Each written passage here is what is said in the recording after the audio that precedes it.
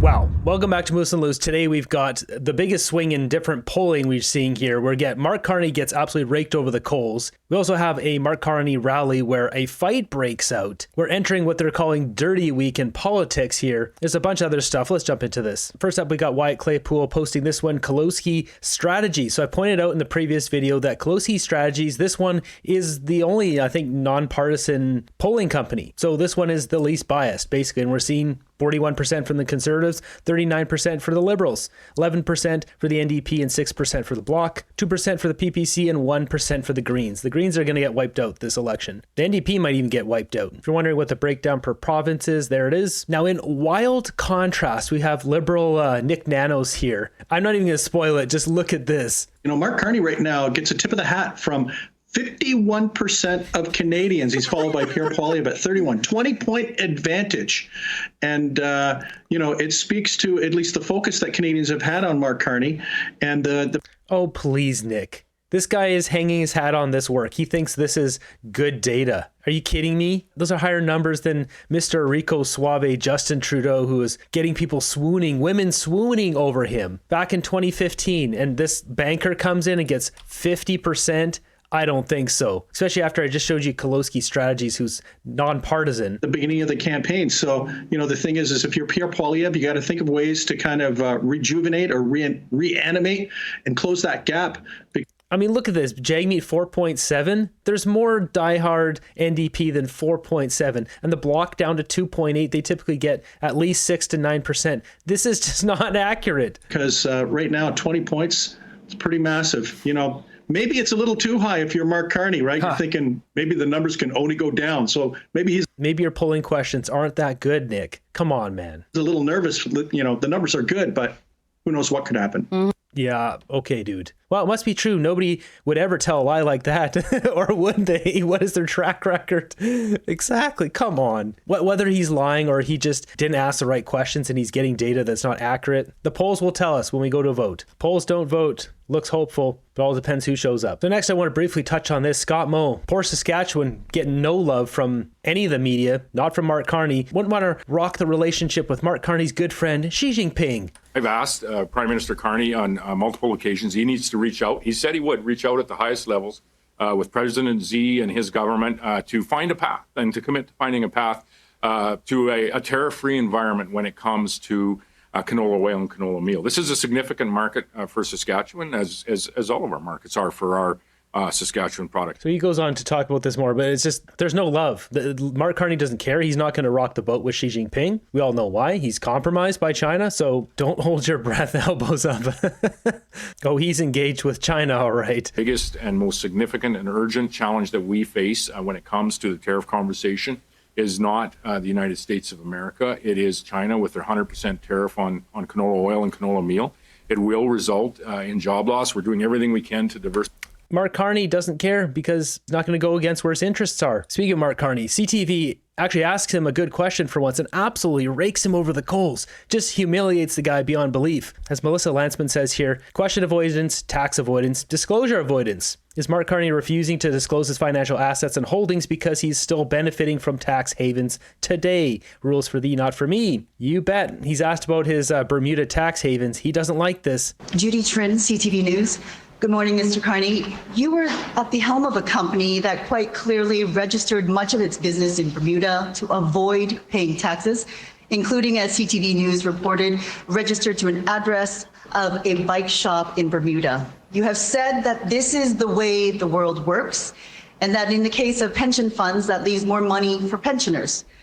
But in this case, it looks like just plain tax avoidance. This may be a legal practice, and as you say, as the world works, but is it ethical, Mr. Carney? First off, I'm no longer at Brookfield. Secondly, this follows their arrangements follow the rules, including the tax rules of this country, other countries. And thirdly, as you mentioned in your question, that the structure is organized so that Canadian pension funds can get the most benefit for the pensioners, which are teachers, retired first responders, and public servants. Thank you.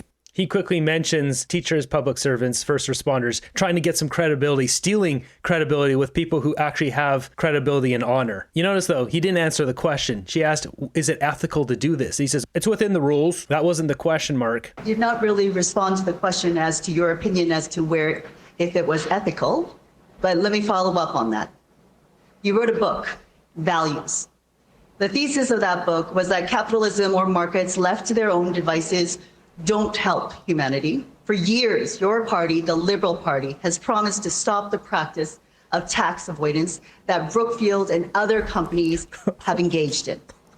Do you have the tools to do that? You said so. When are you going to release and tell Canadians what those tools are? And when will you implement them?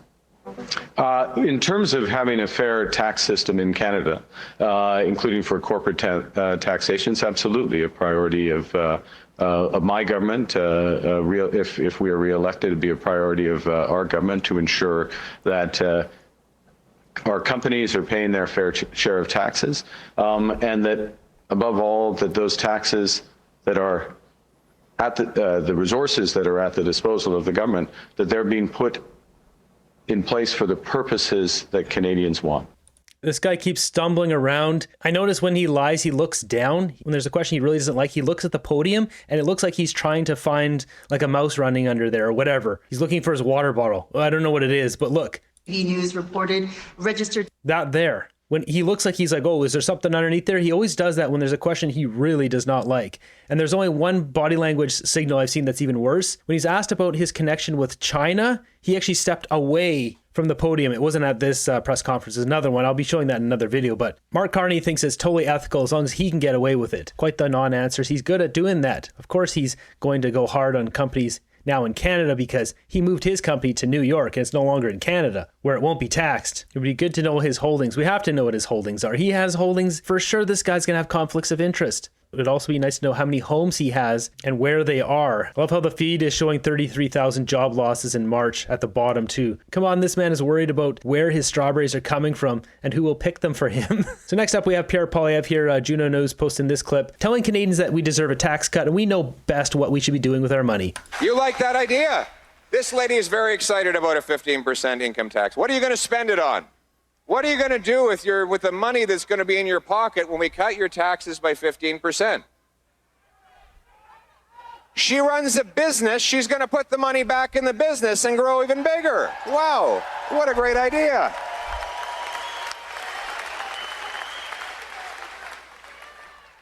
I like the idea of leaving the money in her hands. She'll do better things with it than will do the bureaucrats in Ottawa. I believe that $1 in the hands of the person who earned it is better spent than in the hands of the politician who taxed it. And so I trust you with your own money for a change.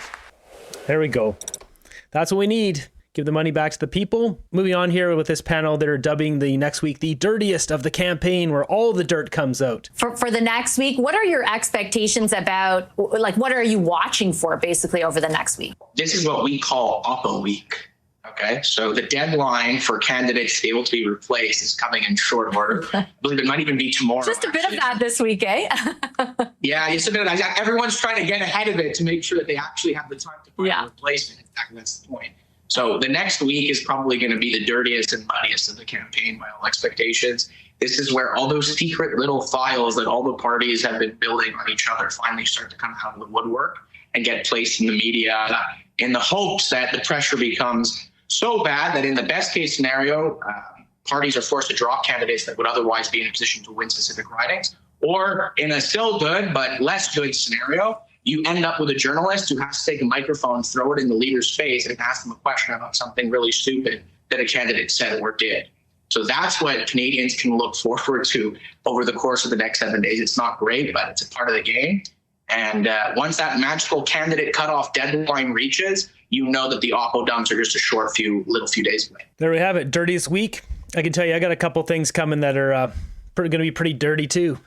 How many more Carney corruption are we about to see CTV brush under the rug? Canadians know Mark Carney's beholden to China. He's part of the elite, part of the 1%. He will use his power for profit. part of everything liberals claim to dislike, but they support him. He's literally Beijing's choice for Canadian PM. Yeah, I mean, it was announced in the newspaper in China that Mark Carney became PM. They like him. And while we're talking about dirty politics, look at this. Here it is, the CBC, once again, taking any shot they can at Pierre Poilievre. Breaking news to tell you about: the Conservative Party has dropped yet another candidate from running in the federal election. In a short statement, the party confirms that Simon Payette will not be the candidate for the Quebec riding of Berthier-Maskinongé.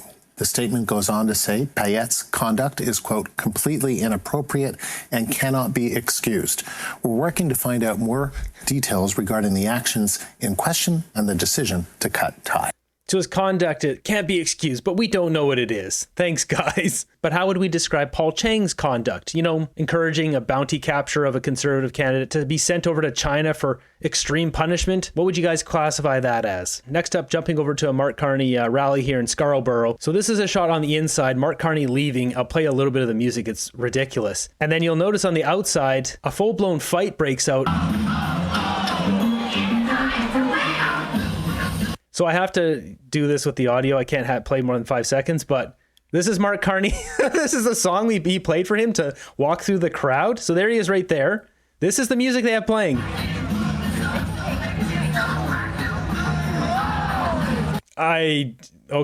Okay, that's his campaign song, I guess. I don't know.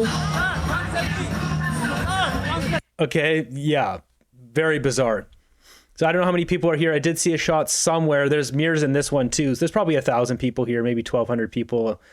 The room is not that big. Either way, there's 4 or 5 times more in Pierre Poilievre's rallies, all of them. So he pushes through here. There's a bunch of very clueless people here, don't really know what's going on with our country, seem to think this banker who's beholden to China is going to be in their best interest. Yeah, not happening, guys. A lot of sheep in Canada. Yeah, as this comment says, it's extremely disheartening to see so many naive Canadians being fooled for a 4th time. Wake up, guys. Carney is working with China. So outside the event, a fight breaks out. This is unreal. So I can't show the fight here on YouTube. YouTube doesn't like it, but basically there's a Conservative woman here who is talking to the camera and filming the people in this line. And this lady here, Liberal, does not like it. She comes out, confronts her. She gets her hand right up in her face, and this lady pushes her away, which you can see here, pushes her back. And then it turns into this tussle. It turns into more of a tussle. They go against the gate, as you can see here. Yeah, it gets pretty rough. And then people jump in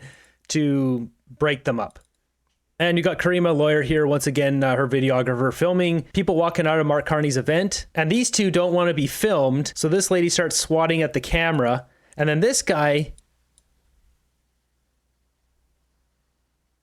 lunges in like he's some sort of boxer and he's going to knock this guy out. Like, this is unreal. These liberals are just completely insane. Yeah, not really friendly, are they? Is that what they call elbows up? All these liberals are straight up unhinged. That is the word. It's unhinged. That rally must have been disappointing. They're angry and taking it out on citizens. Meanwhile, at Pierre Poilievre's rally, he's announcing that he'll repeal C-83 to keep the bad guys in jail.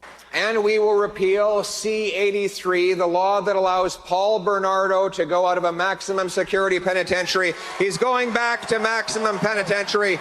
He'll never get out of jail.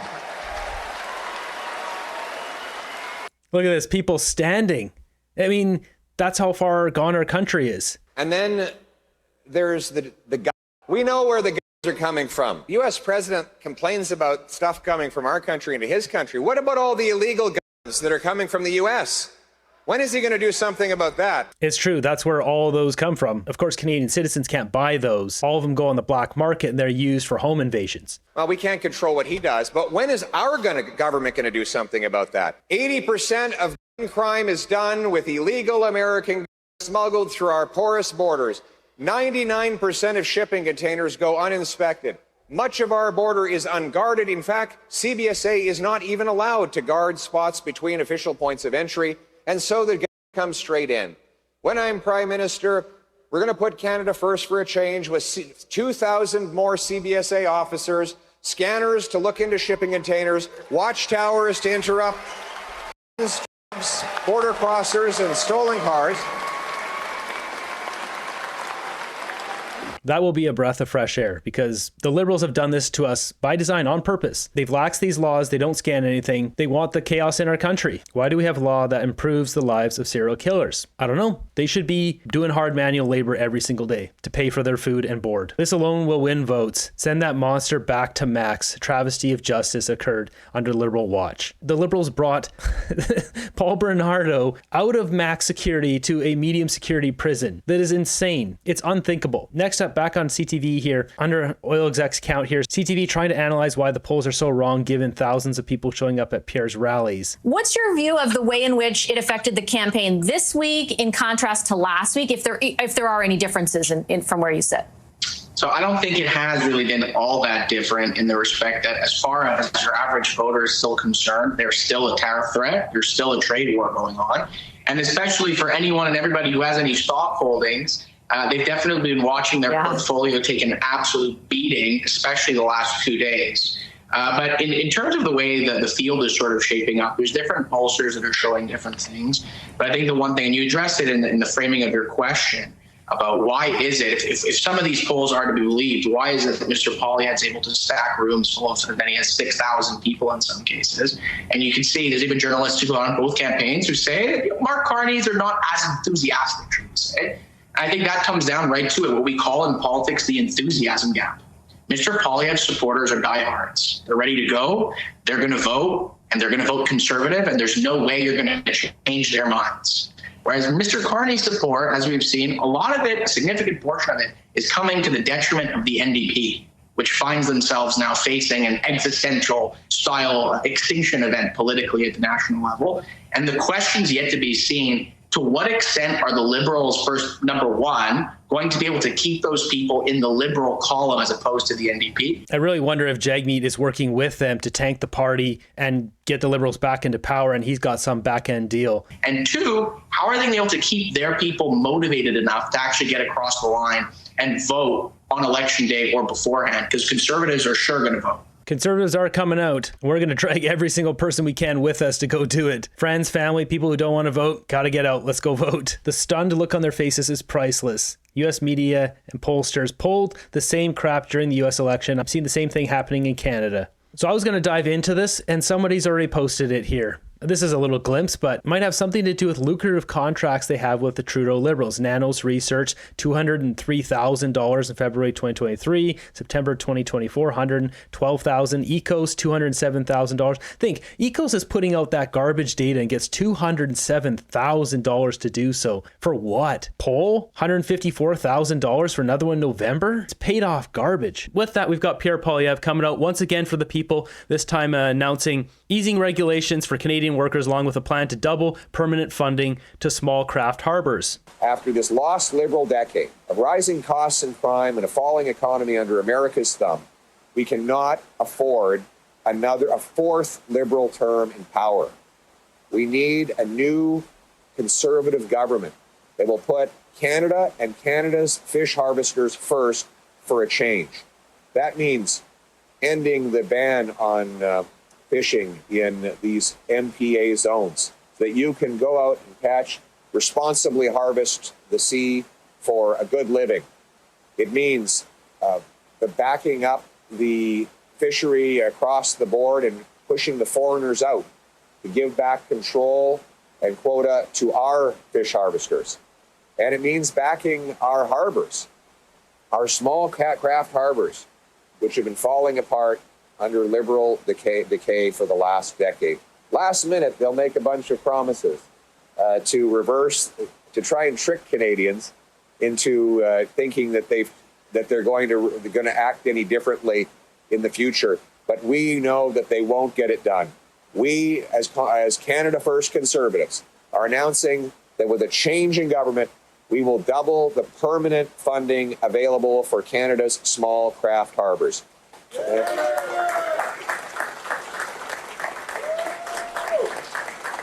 Once again, the man of the people, he's going to get all the working class vote. He's going to get the youth vote. He's going to get most of the men. And it's going to be this entire group of people versus half of the older generation, the ones that watch CBC. The other half, obviously, you guys are watching channels like me, voting Conservative, and some of the women voters. That is what our election is broken down into here, essentially. We will reverse the MPA zones that ban fish harvesting, and we'll fight to get the quota back for our harvesters. This will help us to be strong against the tariffs. Donald Trump wants Mark Carney. We know why he wants Mark Carney. Because he wants more liberal weakness. It's only been 3 weeks and we've had enough of compromise Carney. To end this off, we've got a good old-fashioned Scarborough robbery attempt.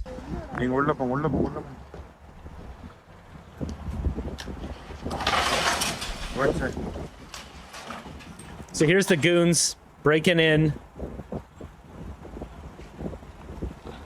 He's got to take another run with that truck you stole, right? Go inside. Hitting the jewelry store again. Broad daylight.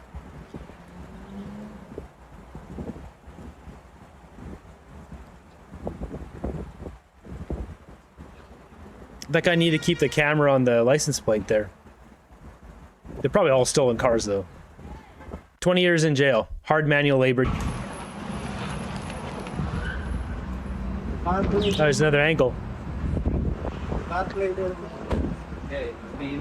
These people need to be removed. Life in prison. Yep, I'm all for it. Don't never let them out. Weld the door shut. You know, if Canadians don't come out here and vote for the Conservatives, we're going to essentially be welding the door shut on freedom in Canada.